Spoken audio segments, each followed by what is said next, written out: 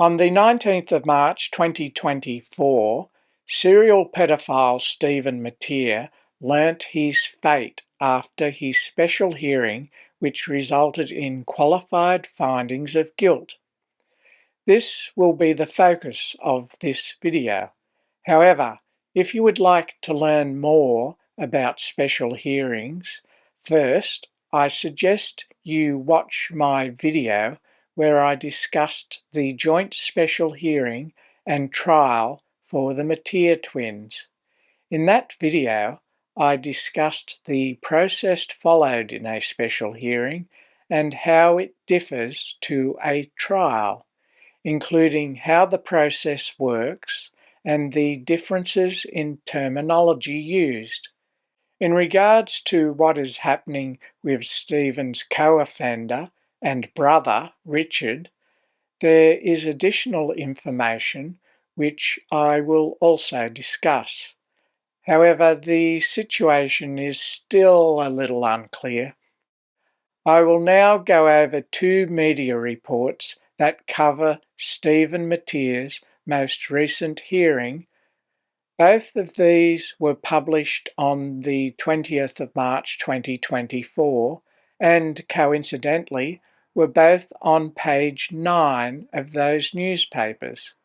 The first of these reports was given by Sam Rigney in the Newcastle Herald and gives the more accurate terminology in regards to a special hearing.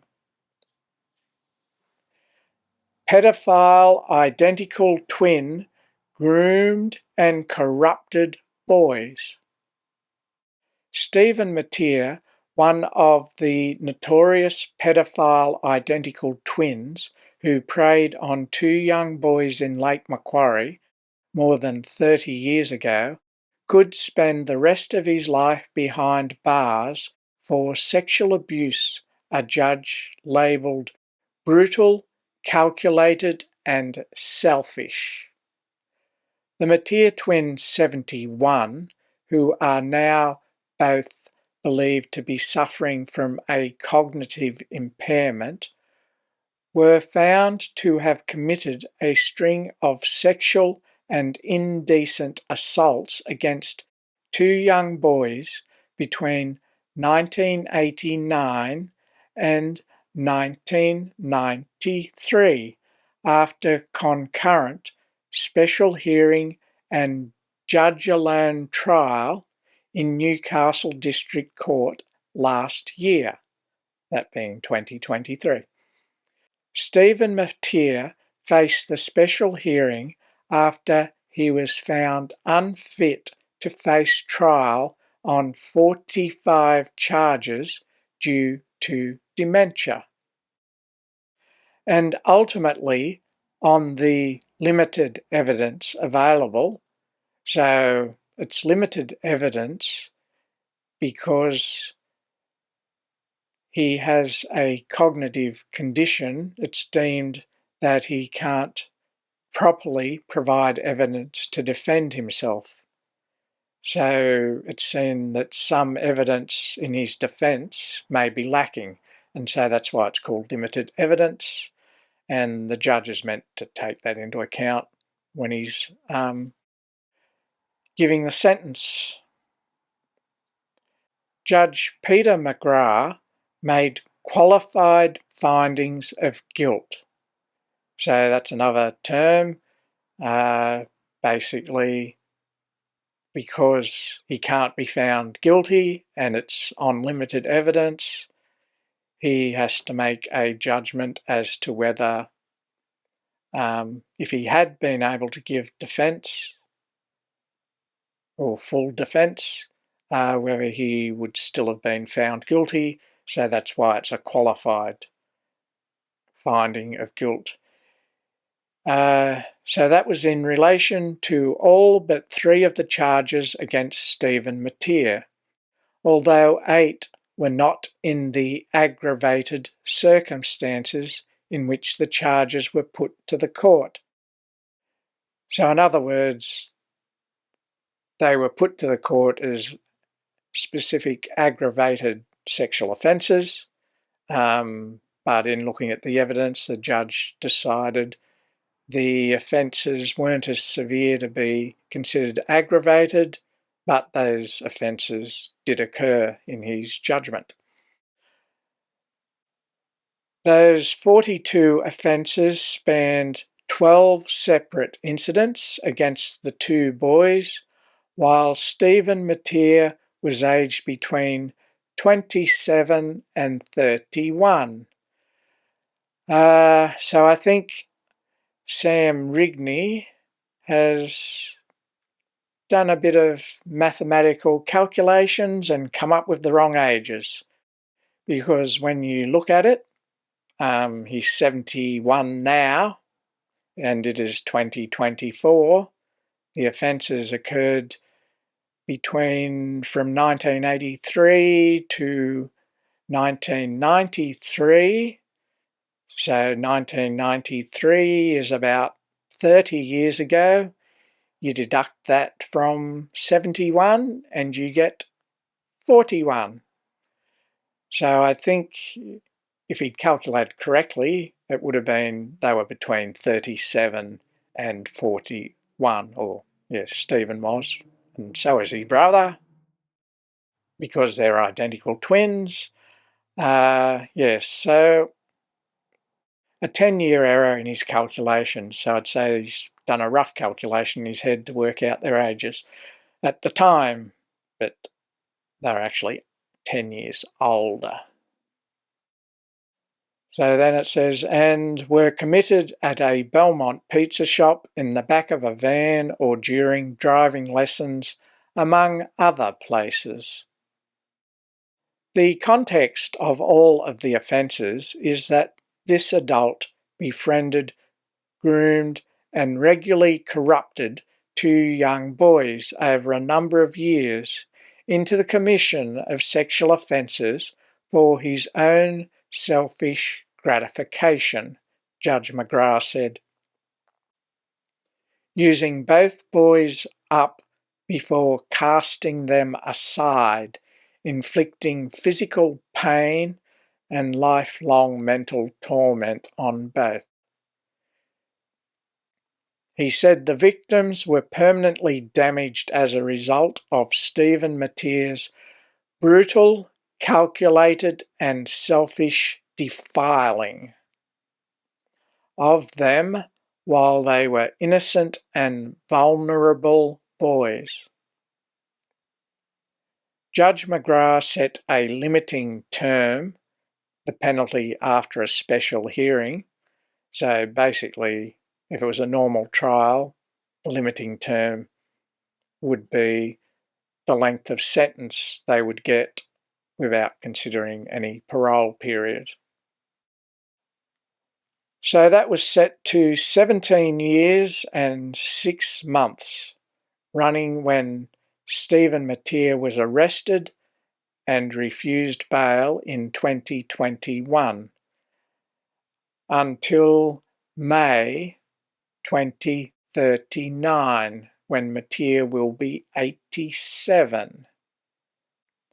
So it is possible, since there's no parole period set, or there isn't, but once he's handed over to the Mental Health Review Tribunal, they are responsible for his confinement up until the May 2039. It could be extended, but that would require an order from the Supreme Court. They could release him sooner than that. That's up to their discretion, but they would still be responsible for him over that time. I would suggest it's unlikely they would release him before then, particularly since he seems to have dementia and over time, as is normal, would get worse. Though, who knows, with medical science they might come up with a cure, but probably not likely in the near future. I wouldn't imagine it in the next 5 to 10 years. And as it's up to 87, I can see why he possibly will never get out of confinement.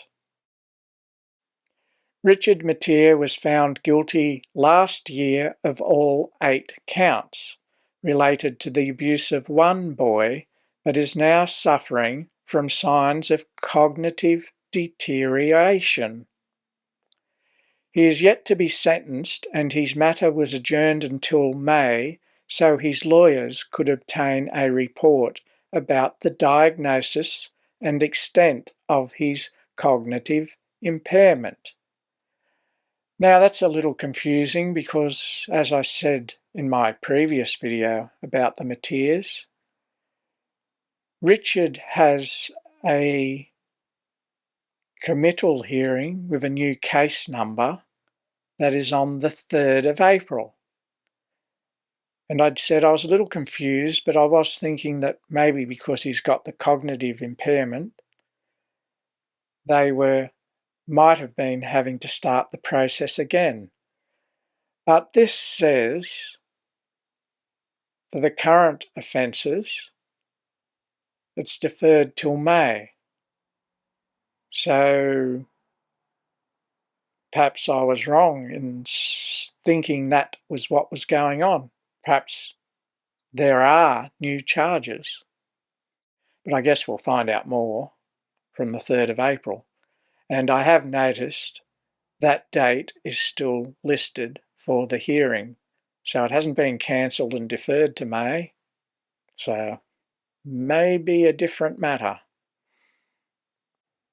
Stephen and Richard Mateer were arrested after detectives from Strikeforce Arapaima investigating the long unsolved disappearances of Lake Macquarie girls Robin Hickey and Amanda Robinson were tipped off to a string of alleged sexual assaults against 2 boys in the late 1980s and early 1990s. Support is available for those who may be distressed. Phone Lifeline 131114, Men's Line 1300 789 978, Kids Helpline 1800 551 800, Beyond Blue 1300 224 636.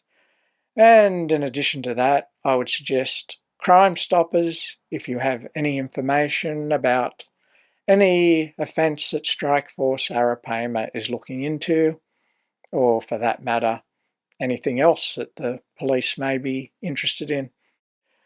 And their phone number is 1800 333 000. Okay, so the second media report was given by Amy Ziniak in the Daily Telegraph. Now, if you've read along to my past readings of media reports, you may have noticed there have been some minor differences in what is written and what I'm saying. Sometimes that's my error, but often it could be due to the fact that I'm reading the online report, and sometimes it's been modified or redrafted before it goes to the print version in the paper. However, for this current report I'm about to read out, the online version has additional information and it is longer, yes. But anyway, in this case, as I go through, I'll actually highlight where there's been significant new information that isn't in the printed version. So what do we have? We have long jail term for serial paedo. I find that a bit of a colloquial slang term, a bit unusual for a paper to put that as the heading. But I'd say that's partly because they also adjust to try and fit in the space that they've got for the article. Because the online version gives the full title as Twin Pedophiles' Fate for Horrific Historic Child Abuse. A sexual predator who groomed and preyed on vulnerable young boys is set to spend his last years of life behind bars. Stephen Mateer, now 71, would team up with his twin brother Richard and commit horrific and shocking abuse dating back more than 30 years. Their victims have waited a long time to see justice served against the serial pedophiles, with Stephen the first to learn his fate on Tuesday, and brother Richard having to wait until May after the courts ordered a neurological assessment. So this one's saying May as well, so it doesn't seem like it was an error in the Newcastle Herald article, that it actually is May. Now there's a little additional bit here that isn't in the printed version.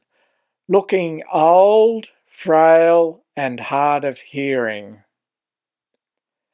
Appearing by video link from Long Bay Jail in Newcastle District Court, Stephen Mateer was sentenced to 17 years and 6 months jail until 2039, after being found guilty for a number of horrendous acts in the Lake Macquarie area between 1989 and 1993. In May last year, Stephen had a special hearing after being found unfit to stand trial and was found by Judge Peter McGrath to have committed 42 offences, spanning 12 incidents against 2 teenage boys. Now, the rest of this article I'll just summarise, but I'll also mention some additional bits of information that were in the online version. So it starts by going through some examples of the charges, then talks about where the offences were committed, so the pizza shop and giving them free food and drinks and driving lessons, and it also adds that all the while telling them not to tell anyone, otherwise they would get in trouble. So that seems to be a common theme for sexual offenders of children. Try and make the children feel like they'll be the ones to blame, although, yeah. Then goes on, about the sex acts incited them to do. Now this bit I found a little unusual, that was in the online version. Some of the offences included Stephen abusing one of the boys at a local nightclub where he got him a job. Now initially that seems unusual because they were under 16, so you wouldn't think they'd normally be allowed to work in a nightclub, let alone be there.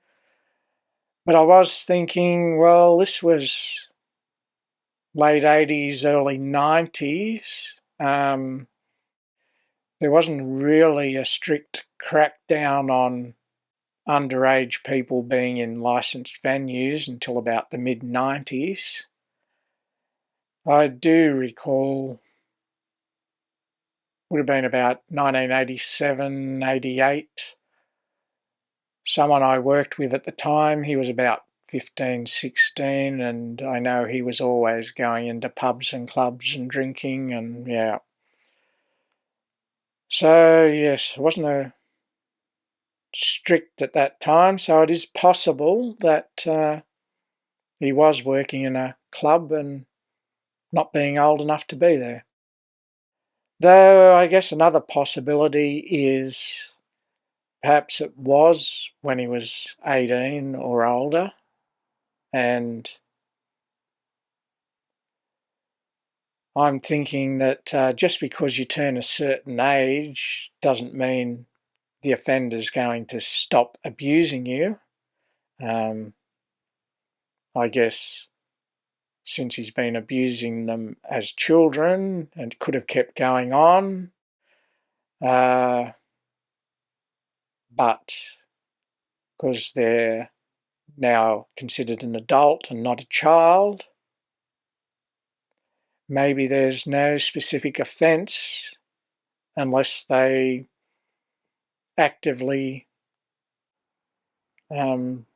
protest against it. But in having been groomed and put in fear. But anyway, I think you know what I mean. So I shall continue. Yeah, so we got, oh yeah, then it talks about Richard's offences and that they've also served significant jail terms for other offences against the boys, against other boys, I mean. Then, so the article finishes there, but it does say that in the online version, after being jailed in 2013, the pair were released on parole in 2021, only to be arrested again on these latest charges. So it seems that from the previous offences, they weren't out of jail very long and then back in jail for these new ones until their court hearings, and they've been found guilty, so it appears they won't be out in the community for a long time, if ever again. Okay, so just summarising, Stevens received a limiting term of 17.5 years, which has been backdated to when he was arrested in 2021, and that limiting term will end in May 2039 when he'll be 87. He'll be under the care of the Mental Health Review Tribunal, and they'll decide how he is to serve his term. There was also the thing about Stephen looking old and frail and hard of hearing, so it sounds like he is on the decline. There was a thing about Stephen getting one of the boys a job in the nightclub. I talked about why that might have been, or what the possibility is. Perhaps it was even an error in the report and that's why it didn't make the printed version, but I said how it could be possible. Then with Richard, yeah, it's still not totally clear what this April 3 hearing is, but it seems like it's not to do with the current offences, unlike what I was thinking in the last video where I reported on the Mateers. So there might be another charge lurking there somewhere, but I guess we'll find out more on the 3rd of May, assuming the media decides to report it, but we'll see. Oh yeah, just one final thing. I did hear just before recording this video that Kristi Faber has finished up working, but it seems Strikeforce Arapaima's investigations will still continue. I'll just do a little bit of what NBN's news report had on her leaving, and then I'll wind up.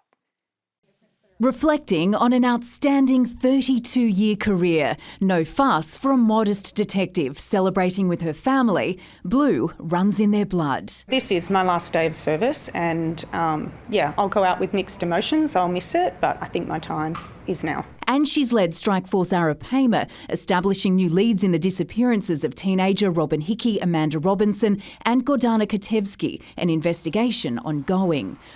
If you like what you've seen and would like to watch more of my videos, then please subscribe and click on the bell to be notified when I upload future videos. I'm David A. Elliott. Have a good one and see you around. Like a ristle.